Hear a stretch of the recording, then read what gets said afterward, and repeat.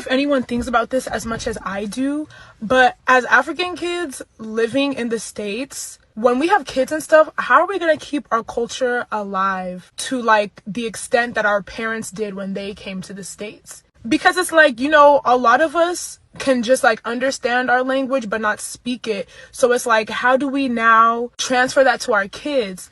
Or when it comes to cooking, I know my mom, like, she has people in Nigeria that send her ingredients from Nigeria for her to like cook with.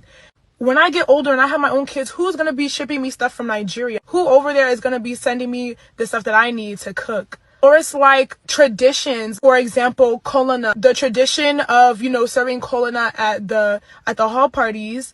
The person who does kolana, they say it in Igbo because kolana doesn't understand English language. So who's going to be our guy that does the kolana tradition in Igbo?